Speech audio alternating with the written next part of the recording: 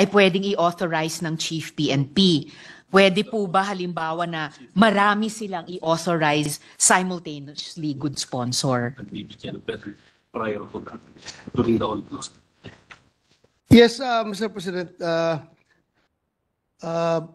Yung bibigyan ng authority ng Chief PNP nito is the Chief of the Firearms and Explosives Office. Pwede niya i-designate yung chief ng FPO. Kasi pag halimbawa, yung nasa travel yung Chief PNP abroad, yung kawawa nga yung papel, hindi tumatakbo. So dapat pwede niya i-designate yung chief ng Firearms and Explosives Office, chief. At good sponsor, yung chief ng FEO lamang ba ang pwedeng i-authorize ng Chief PNP? Yes, Your Honor, Mr. President. So hindi po mangyayari na maraming i-authorize Hindi po, ng hindi po. Chief PNP Kasi simultaneously? very crucial yan na function na Your Honor. Hindi po pwede kung sino-sino lang yung bibigyan ng responsibilidad na yan. Only one person, aside from the Chief PNP. Okay, good. Mr. President, nagpapasalamat ako sa ganong pagbibigay ng limitasyon ng good sponsor that indeed this is a very crucial function at kahit papaano nakaka-reassure marinig na only one other official sa National Police natin bukod sa Chief PNP Yes, ang Your Honor. pwedeng mag-issue upon designation by the Chief PNP. Although iba po yung pananaw ko dun sa pagkasabi na kawawa naman kung matagalan yung paggalaw ng mga papeles dahil baka alam din po ng good sponsor, ang advocacy ko po actually ay nasa ibang direksyon, gunless society, na ang ibig sabihin ko po doon ay ang PNP lamang at ang AFP ang may hawak ng mga baril. Dahil sa tingin ko po, kapag dumami ang mga baril sa kamay ng mga sibilyan, mas na-facilitate pa nga po yung mga violent crimes, pati po mga suicides na gamit ang baril at iba pa. But at the very least po, Mr. President, mabuting marinig na bukod sa Chief PNP, isa lamang pang opisyal ng National Police ang pwedeng mag-issue, Mr. President. Yes po, Mr. President, Your Honor. I fully agree with the point raised by the good gentlewoman from Panay. Salamat kayo, Mr. Good Sponsor. Now, would the sponsor agree that gun ownership and possession are privileges granted by the state under strict requirements and no one can demand a right to have firearms, Mr. President? Yes, Your Honor. I fully agree. Okay, daghang salamat, good sponsor. Now, in Section 2 of the bill, the standards and requisites for obtaining a license to own and possess firearms are relaxed. In the current law, applicants who are subjects of pending criminal cases are not allowed access to firearms. But to be disqualified in the bill, applicants have to be convicted of a crime punishable with a penalty of more than 2 years, or the pending case involves the use of firearms, ammunition, and major parts thereof. Pero si Apollo Kibuloy po, hindi pa convicted sa anumang krimen at ang kinakaharap niya pong kaso ay related sa qualified human trafficking at child abuse. Sa panukalang ito, kahit si Apollo Kibuloy na lumalabas na may sariling private army, ang Angels of Death, ay qualified pa rin makakuha ng mga baril. So ang mga tanong ko po dito, good sponsor, bakit po natin binabago ang polisiya at pinapadali ang access sa mga armas, Mr. President? Yeah, Mr. President, Your Honor, hindi naman natin talaga pinapadali, no? Kundi gusto lang natin magiging fair tayo sa lahat ng tao. At kasi under Equal Protection of Law, under 1987 Constitution, in all criminal proceedings, an accused shall be presumed innocent until the contrary is proved, thus disqualifying all individuals who have been accused of a criminal case automatically deprives them of the right to be presumed innocent. Thus, pursuant to this constitutionally guaranteed right, there is a need to limit the disqualification to only those applicants with a pending case involving the use of firearms, ammunitions, or major parts thereof, or when they are otherwise ordered disqualified by a court of competent authority. So in the case of the case cited by the good gentlewoman, the case of Pastor Apollo Kibuloy, granting that the same case will surface in the future, and we already passed this amendment of this law, then I think we can petition the court to have him disqualified for possessing firearms. Pero kasi kung general natin ito lahat, kawawa naman ako. Kagaya ko, may kaso ako na arbitrary detention ng pulis pa ako. Kung hanggang ngayon, hindi pa na-resolve yung kaso na yun. Tapos, senador na ako ngayon, hindi ako pwedeng mabigyan ng permit to carry firearms outside of residence. Then, I think that will be unfair on my part kung hindi ako bigyan ng tsansa ng Estado na madipinsahan yung sarili ko, lalong-lalo na at may threat sa buhay ko. So siguro, I am not saying it is my right, but I think that the state should give me that privilege to defend myself against a threat coming from the people that are treating my life. Salamat, Mr. President. Hindi ko pa po napag-isipan yung isang sitwasyon pa na binanggit ng good sponsor tungkol sa kanilang sarili at baka nga may pagkakaiba sa sinight nilang sitwasyon dun sa itinanong ko kaugnay ni Pastor Kibuloy. At the very least, nagpapasalamat ako dun sa kabukasan ng good sponsor na dun sa particular na itinanong ko sa kaso ni Apollo Kibuloy ay baka posibleng ipetisyon yung korte na i-disqualify sila sa paghawak ng barel. Pero ngayon pa lang, kahit hindi pa panahon ng period of amendments, i-make of record ko na yung ilang mga punto kaugnay nung naging sagot ng good sponsor tungkol kay Apollo Kibuloy. Iuulitin ko na lamang po pagdating sa proper time na period of amendments. Yes. The sponsor, Mr. President, has cited the right to be presumed innocent to justify this provision. Yung itinanong ko pong pagbabago sa polisiya at pagpapadali sa akses sa mga armas. But such right is not implicated here. Iba po ang usapin ng presumption of innocence sa usapin kung sino ang hahayaan ng gobyernong magmay-ari, humawak at magdala ng barel. Hindi porket hindi pa convicted ang akusado as in the case of Apollo Kibuloy, pwede siyang patuloy na hayaang magkarga ng armas. The provision purports to have an exception in pending criminal cases which involve the use of firearms and ammunition. But at ito po, Mr. President, palagay ko ay importante, a gun does not have to be fired for it to have power. At hindi na dapat nating hintayin na gamitin ang baril sa krimen bago ito tanggalin sa kamay ng mga taong may tendensiyang lumabag sa bata. So, gaya ng sinabi ko po, good sponsor, i-reiterate ko na lang po yung mga puntong iyon pagdating na sa period of amendments. Kaugnay po nitong tanong na ito. Hindi ba makakalusot rin sa requirement na ito ang mga organized crime group na pwedeng hindi naman related sa baril ang mga krimen? Halimbawa, mga drug syndicates, Mr. President.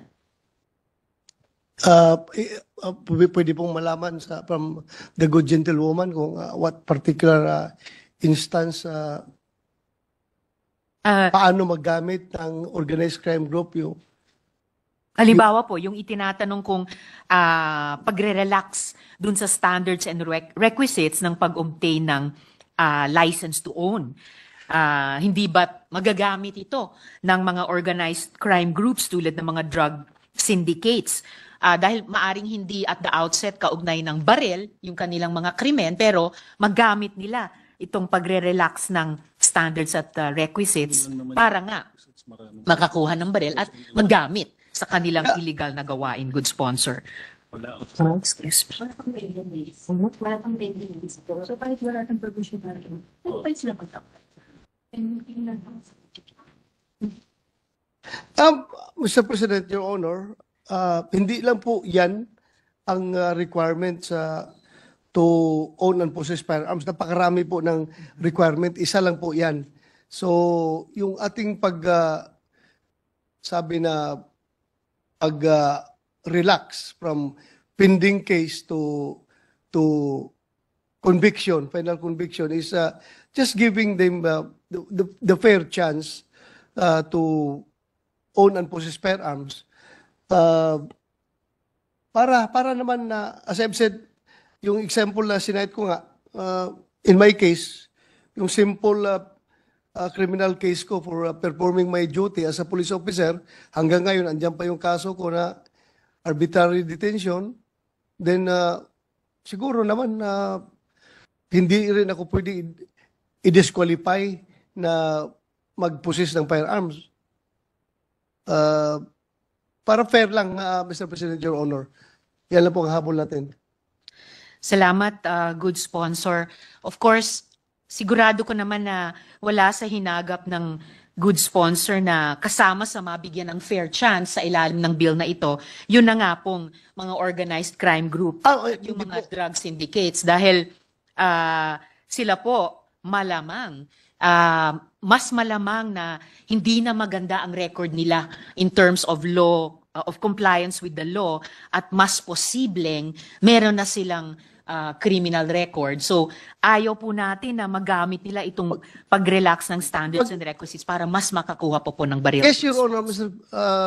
Good Gentlewoman. I think, as I've said, hindi lang ito ang requirement, marami pa ibang requirements. So, pagdating pa lang sa police clearance, NBI clearance, hindi na sila makakalusot. So, hindi talaga sila mabigyan ng permit to possess firearms kung sila ay membro ng crime syndicate. At saka, we have to emphasize always that possession of firearms is not a matter of right. It is a privilege granted by the state to a particular individual. So, kung sabihin ng EPO na hindi ka talaga pwede dahil may criminal record ka dito eh. So, hindi talaga sila pwedeng mabigyan. Police clearance is a requirement. Drug Salamat. test, neuro exam, and a lot more requirements, Mr. President, Your Honor. Salamat, good sponsor. At kaugnay nga dun sa ni-reiterate ng good sponsor na pribilehiyo pa rin itong ibibigay sa ilalim ng bill.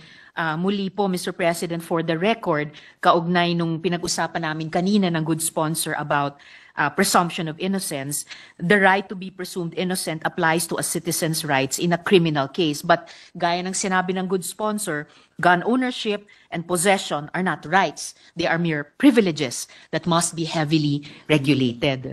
Mr. President, sa Section 11 naman po, Yes po. on firearms amnesty, ang palugit na binibigay sa mga taong may unregistered firearms at holders ng expired licenses ay hinabaan mula 6 months hanggang 3 years. Parang napakatagal naman po ng 3 years para malayang umikot sa bansa ang mga di-rehistradong baril. So, unang tanong po, may datos po ba ang PNP sa paggamit ng unregistered firearms sa krimen? Halimbawa, kung anong porsyento ng mga armas na ginamit sa krimen ay unregistered, good sponsor? Yes, Mr. President, Your Honor, may datos po ang PNP. But luckily, wala lang ang PNP dito. But during our hearings, it was clearly presented to us that halos zero. Zero na registered firearm that were used in crime. Zero po sa registered firearms. Registered firearms. Opo. So 100% ng ginagamit sa krimen ay unregistered. Unregistered firearms. That is why gusto talaga natin na magkakaroon ng firearms amnesty program para ma-account itong mga loose firearms na nandyan ngayon sa mga hawak-hawak ng mga Pilipino. So, makuha natin, ma-record natin lahat. At yung 3 years po na binigay natin ay ito, we have around more or less yung unregistered firearms. We have a very huge number of loose firearms. So it will take years talaga to have them accounted. And according to the PNP during our committee hearing last August, the final amnesty under RA 10591 is yet to be implemented to date and is pending approval by the Office of the Executive Secretary. So isa pa yan sa problema kasi matagal na approve. By extending the period for additional 3 years, we can ensure that we can give sufficient time to those owners of unregistered firearms, considering that one of the problems of the PNP is the logistics for far-flung provinces. Lalong-lalo na yung mga loose firearms na nandoon sa mga malalayong lugar, dadalhin pa yan doon sa syudad para marehistro. So siguro, 3 years is enough, Mr. President, Your Honor. Actually, good sponsor. Sasabihin ko sana, hindi lang more than enough, baka nga too much po. At doon po papunta yung follow-up question ko. Dahil, di ba sa law enforcement, meron po kayong ang PNP na carrot and stick. Eh dito parang nauna yung carrot, huling-huli yung stick. For clarity lamang po, good sponsor, ilang taon na pong tumakbo yung final amnesty na sabi nga nila yet to be implemented at pending pa rin? Napakatagal na po ito, Mr. President, Your Honor. Hindi talaga ito na-implement pa. More than 2 Since years na po, 2000 good sponsor. 2014. 2004. Isang Nag-take effect yung law, ha? taon na Yung po. latest na Firearms Comprehensive Law, Oh. 2014. Hanggang ngayon, hindi pa na-implement dahil, yun nga, hindi na permahan ng Executive Secretary. So, well, it is the intention of the PNP to have all these loose firearms recorded, documented, ay parang kulang din sa action doon sa Malacanang. Kaya, yun, marami pa rin nagagamit na firearms na sa krimen na mga loose firearms talaga. So, kung bigyan natin silang ample time na mag-register, anyway, hindi naman tayo nalulugi ang gobyerno pagdating sa kung 3 years ibigay natin. 3 years or 1 year, 2 years, mas gusto talaga natin na mas marami tayong firearms na na loose firearms na ma-account natin, ma-register. So, yan yung ating intention for that. Kasi kung bigyan natin very short, baka mamaya hindi sila kaano ma-encourage kaagad mag-rehistro. Saka yung logistics, Yes, yun nga, Mr. logistics. President. Yung iba, malalayong lugar. At saka yung, alam mo, yung number, very huge. Wala lang ko exact number, pero napakarami yung loose firearms natin. Actually, Mr. President, yung isa sa ibang time period na binanggit ng good sponsor ang at the proper time ipopropose ko po na by way of amendment Okay. sa halip na 3 taon na naman. Dahil syempre, ang problema doon kung mas matagal pang itatagal ay sakit ng ulo sa gobyerno in terms of yung epekto nga po na nakakalat pa rin. Yung sabi nga ng good sponsor, malaking bilang ng mga unregistered firearms. Now, It's around, Madam- Mr. President, Your Honor, 700,000 plus Okay. loose firearms as of March 2024, 700,000. So you can just imagine kung itong mga baril ito is distributed all over the Philippines, tapos ang processing ng registration as only doon sa urban center sa syudad, talagang matatagalan talaga ito. at sa dami good sponsor ng binanggit nilang bilang, 700,000. 700,000. Ma-imagine lang po natin kung ilan sa mga ito ay nakabilang dun sa halos 100% na unregistered firearms na ginamit sa mga krimen nitong nakaraang mga taon. At kung ano kaagad yung magiging beneficial effect sa law enforcement at pagbaba sa crime incidents kung successfully makuha na ito ng gobyerno, pati sa pamamaraan nga ng pagpaparehistro sa mas maikling, hindi yung mas mahaba pang panahon. Yeah, this representation, Your Honor, Mr. President, is open to amendments to be Salamat po. introduced by the good gentlewoman. Salamat po para doon, good sponsor. Kasi din, baka sa nakaraang 11 taon, parang hindi man sadya, parang nagkaroon ng karot yung mga hindi nagpaparehistro. Baka a little bit more of the stick opo, sa susunod. At sana huling panahon ng pagpaparehistro sa mga unregistered firearms. Ngayon po, good sponsor, ayon sa mga maraming report, unregistered firearms have found their way into the hands of POGO delinquents. Napapanahon po ba ang probisyong ito? Yung 3 years na naman. Ngayong nasa gitna tayo ng proseso ng pagkalas ng POGO syndicates, good sponsor. Kailangan i-register. Well,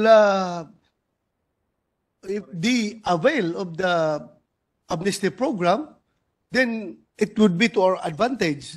If they would not avail this program, then it would be to our disadvantage because we are not able to account these loose firearms, but also it would be to their disadvantage because kung may information ang PNP na meron silang existing na loose firearms, then they are subject to police operations.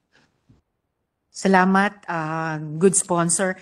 Siyempre sa pananaw ko rin po bilang constituent ng National Police, no, bilang isang civilian, it would seem na bawas sa trabaho at potential na problema ng PNP sa pag-asiste sa ibang executive agency sa pag-enforce ng POGO ban kung mas kaunti or walang armas lalo na unregistered sa kamay ng Yeah. mga POGO syndicates na ito. Yeah, but we have to take note, Mr. President, Your Honor, that foreigners like Chinese are not allowed to possess firearms here in the All, Philippines Mr. President. as a law. Opo. Di ba? Right. Ano pa, sir? Pag Opo. Hindi sila po pwede. So, yung